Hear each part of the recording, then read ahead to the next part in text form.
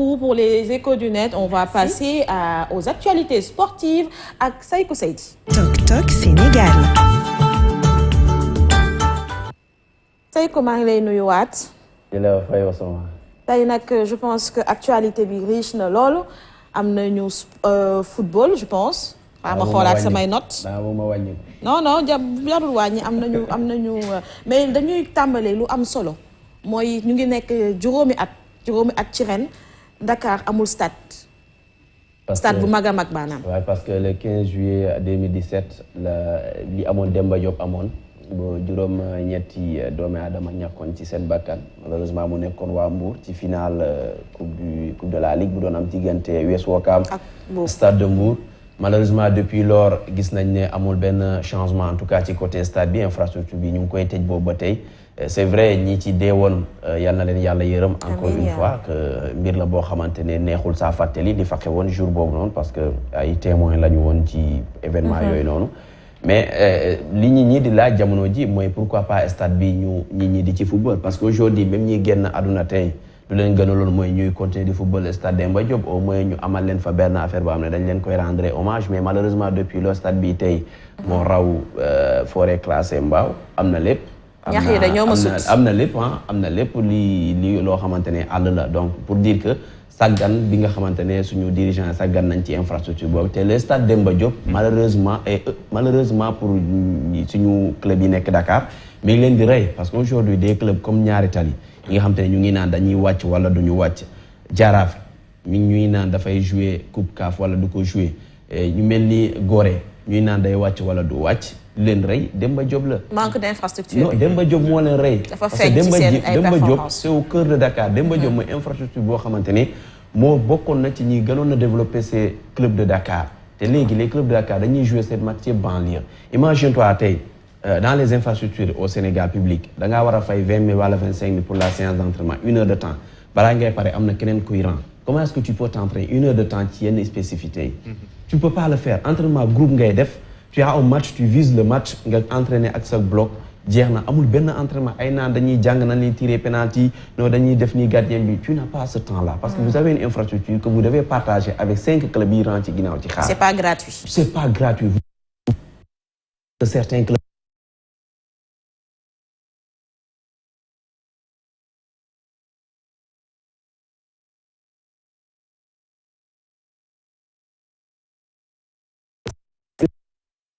imagine-toi 60 000 par jour nga war a def séance ñaata ci mois bi c'est beaucoup de millions. pour des clubs yoo xam te ne amuñu moyens yooyu pour les infrastructures publiques c'est 20 à 25 000. donc Demba Diop moo nekkoon seul moyen bi nga xam te ne même fekkee dañ doon fay ñoom dañ doon fay mais au moins daf leen jege la proximité et au-delà des clubs là mais business bi amoon autour de Demba Diop tey boo demee Demba Diop je me souviens bi ñuy sargal Abdoulaye Diaw. bi ñu demee autour de Demba Diop def benn reportage mais ñi dañuy wax mais balaa ñuy daane ñu naan la nañ tijji stade bi parce que espace de vie la. avant tout voilà et tout mais malheureusement nous nos dirigeants du sport am nañ yeneen objectif yoo xamante ne peut-être yu nit ñi amul parce que tey mënoo gis lii askan yu gis ne lii mooy priorité suñu sport ñoom ñu bàyyi ko loolu foofu dem uti beneen priorité boo xamante ne mooy indi suñu fa et malheureusement le football local est en train de mourir à Dakar à cause de ce stade qui est fermé te gars yi xamuñu ko et plus tard dinañu assister à la fermeture de Marius Ndiaye parce que foofu tamit mi ngi yàqu le parquet n'est pas baaxul Marius Ndiaye même li nga xamante ne mooy tableau d'affichage bi baaxutul dara baaxul tableau d'affichage Marius Ndiaye bi moom balaa mu laa teg gàcce compétition internationale non dara baaxul dafay jékki-jékki rek fay doo am score bi lan la xanaa ñi nekk jox ko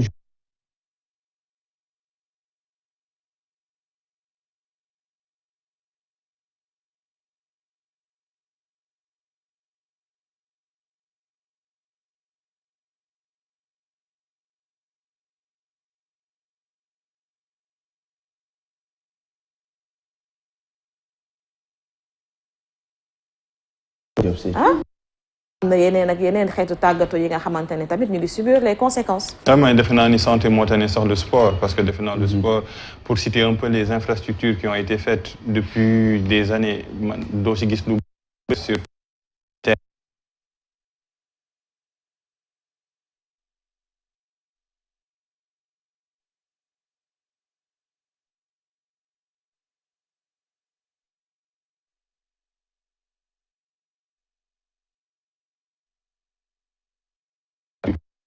championnat mais également peut-être compétition internationale mais je pense que dans le domaine du sport les infrastructures n'est qu'un très grand problème te football wala sport mënoo kaa def sans infrastructure te gis nga les pays ñoo xam ne si devancé woon nañ lu bëri aujourd'hui raw nañu n'oublions pas que le Nigeria a battu les États-Unis le Rwanda est en train de se refaire avec Cheikh Sarr un entraîneur sénégalais dans le domaine du basketball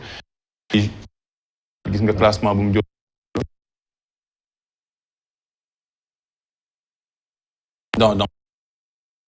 on a un peu l'arbre qui cache une mauvaise forêt, un bel arbre qui cache une mauvaise forêt, c'est l'équipe nationale du Sénégal. Et les stars qui sont là, moi, Sadio Mané, moi, Idrissa Gana Gueye, mais Gorgui Sy Dieng dans le domaine du basket, dans le domaine également de grands.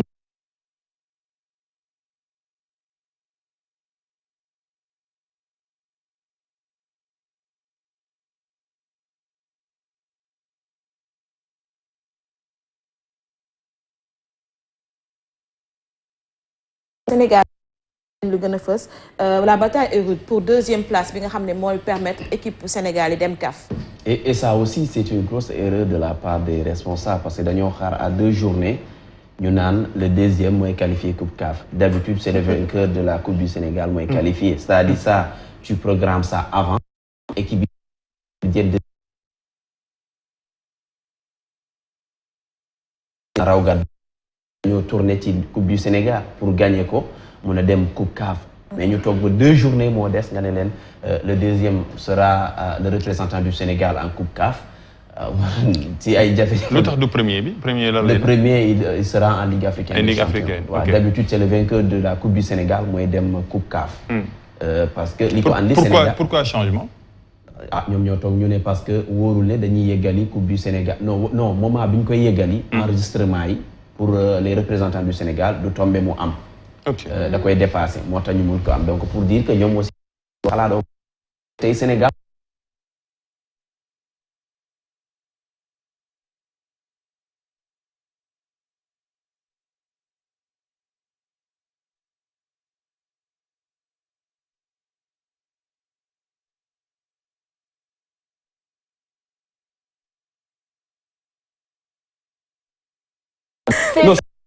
La personnalité du Sénégalais en fait, tu vois, de s'asseoir sur ses lauriers. Moi je disais ni kii mënuma raw fekk moom mu ngi liggéey te yow c'est-à-dire on se trompe parfois dañuy naan équipe nationale la première nation africaine du football mais Belgique ba tey c'est la première nation mondiale du football moo jël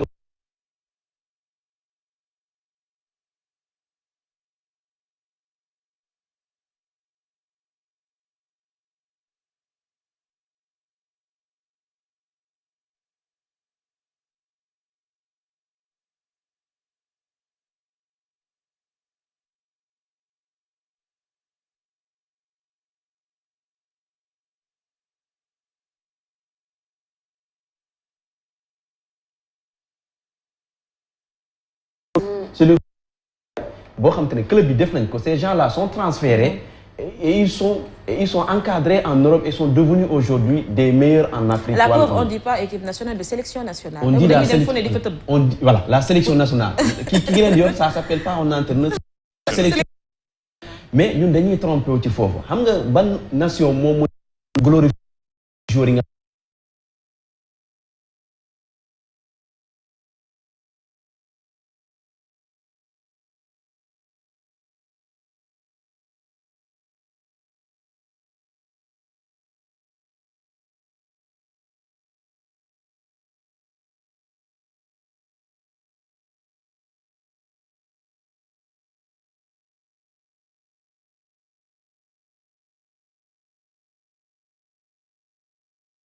Sénégal mooy ñi nga xam te ne ñooy génn ñiy jógee ñiy génn à ce que ñu bañ a dund li nga xam te ne moom lañ nekkee dund que ñii ñu mun leen encadrer à ce que ñoom ñu mun ñoo amal njëriñ mais cela passe par mettre en place des mécanismes yoo xam te ne mooy tax suñu football parce que bu mën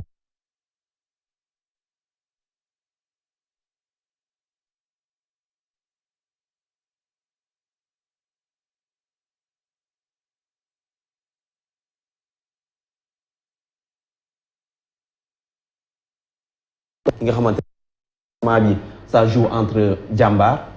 Génération Foot AS Pikine ak ki nga xamante ne et ça c'est le résultat bi parce que permettre na Ndiambour mu maintien Ndiambour mu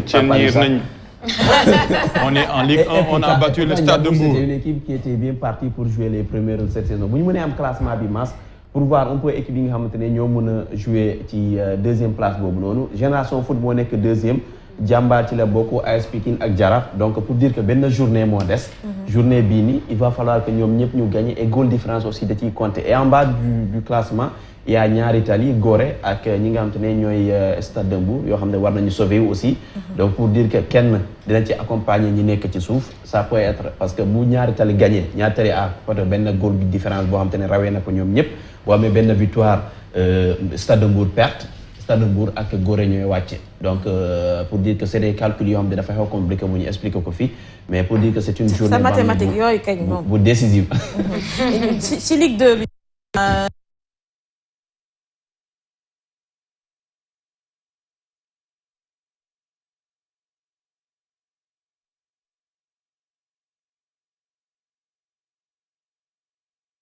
match bi mujj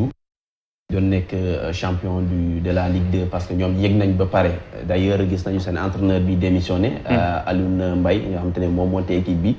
nee na critique yi dafa xawoon na bari boo amoon na ci yoo xamante ne ay saaga la ay xaste après il a démissionné et pourtant c'est lui qui a ramené l'équipe en Ligue 1 mais ça arrive dans le foot parce que poste entraîneur c'est le poste le plus ingrat foofu moom bu doxul rek yow la ñuy njëkk a dàq wala yow la ñuy njëkk a saaga bon il a démissionné mais le club a eu une rencontre boo xamante ne bëgg nañ mu continuer ces deux matchs là j'ai pas malheureusement suivi le match d'hier bëgg nañ ça négocier pour qu'il reste au club et la Linguère qui a retrouvé la Ligue 1 aussi parce que ñoom itam bokk nañu les Samba Linguère ci équipe yoo xamante ne dañoo war a nekk ci élite bi c'est une équipe boo xamante ne vraiment c'est l'histoire du football sénégalais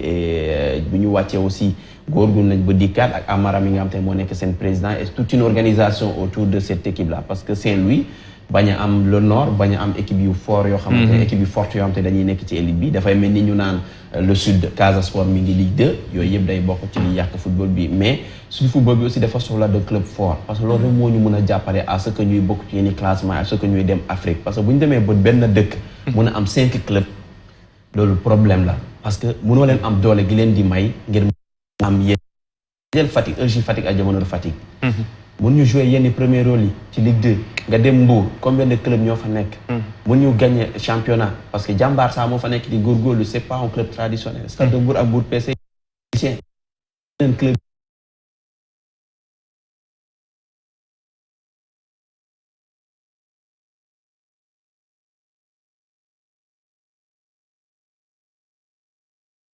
demee noonu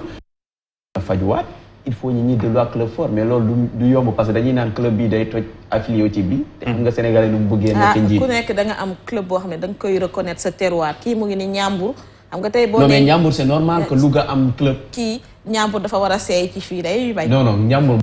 parce que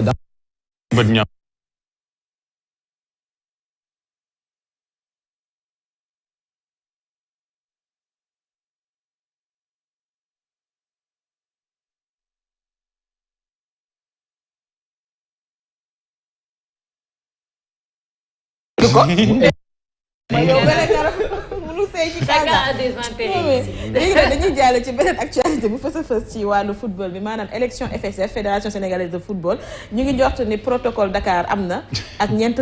candidats déclarés yi. oui am na ku génn je pense que maa ngi woon lire ce matin Talla Fall qui disait que loolu rencontre kese la woon y a rien de consensus autour d'un candidat. On connaît.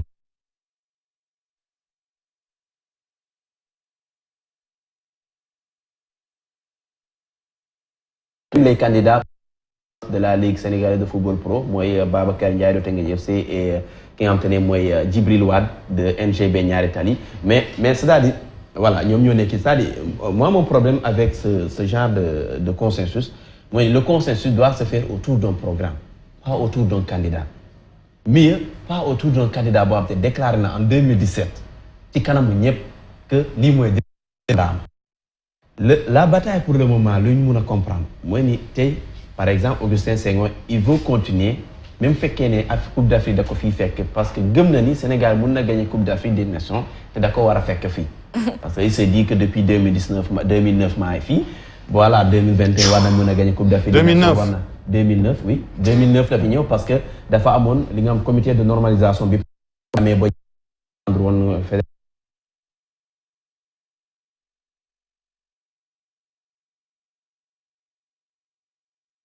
mandat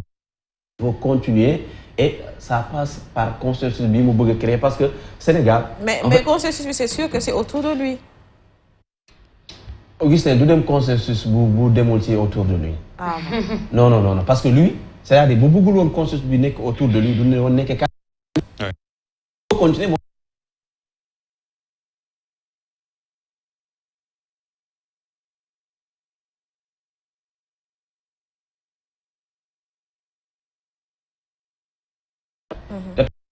nga naan da ngay nekk candidat parce que loolu moo andi candidature Saër Seck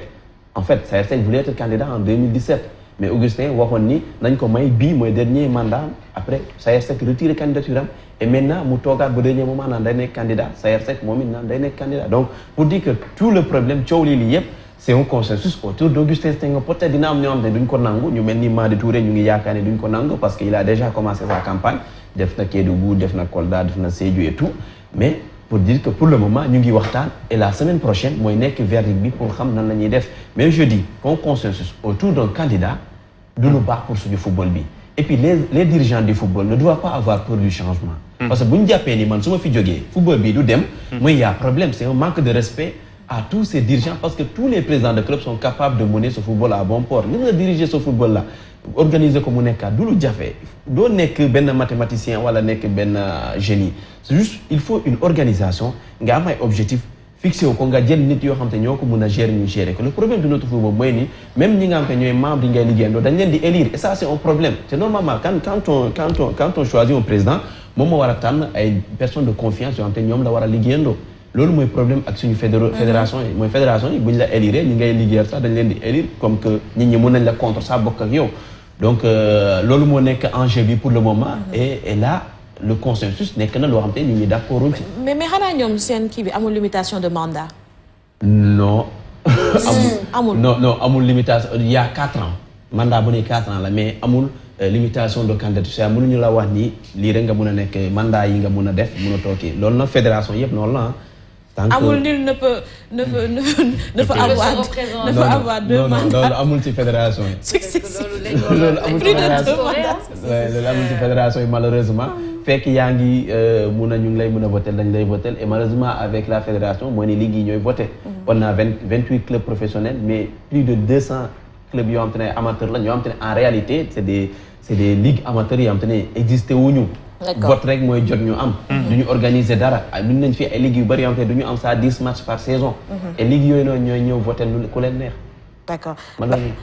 Je sais pas si da ngeen ci bëgg intervenir mais très rapidement ñu ngi may def signe régie beneen bi ci topp mooy COSAFA Cup le Sénégal défie l'Eswatini pour une place en finale ce vendredi. waaw les Koto Boys lañ leen di woowee le match est prévu cet après-midi à 19h. à 12h non. à 12h GMT. Pour dire que Eswatini bi ñu joué moo defoon match nul ak Sénégal nañ. Les mêmes joueurs.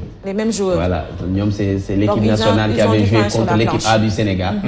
Ñuy joué contre l'équipe des Koto Boys tey mooy nekk match bu am solo parce que c'est qualificatif à la finale du COSAFA. Sénégal bu ko gagné day qualifié et on a bon espoir que mun nañ ko gagner mais face à eux quand même une belle équipe de l'Eswatini moo xamante ne gis nañu contre Sénégal ñooñu sonaloon fii un match nul bi nga xam te ne il a fallu un but de Cheikhou Kouyaté à la dernière minute pour ñu décrocher le match nul. Et voilà on se souvient match bi nga xam te ne moo indi woon coow lu bëri ci sélection nationale bi mais avec le parcours du Sénégal gis nañu gagné Mozambique qui faisait partie des équipes favorites de ce tournoi. Attendons de voir ce que ça va donner parce que c'est pas comme Lamboku Djoubdano, c'est juste des tactiques et des détails qu'il faut régler. Je pense que Koto a une capacité bi, il a des joueurs pour def na sélection bu baax, il faut aussi qu'on le rappelle. Gis nañu ay joueurs yu am solo yoo xamante ñu ci championnat bi sélectionné na leen. Voilà, attendons de voir ce que ça va donner. Bonne chance, hein, ils ont du pain sur la planche. Vous faites que l'équipe Bobo Yongolon, c'est une équipe A, donc nous nous souhaitons les bonnes chances. Ouais. Merci beaucoup, Saïkou Seydi, pour les actualités sportives du vendredi. Merci, on se retrouve tout de suite après cette pause musicale.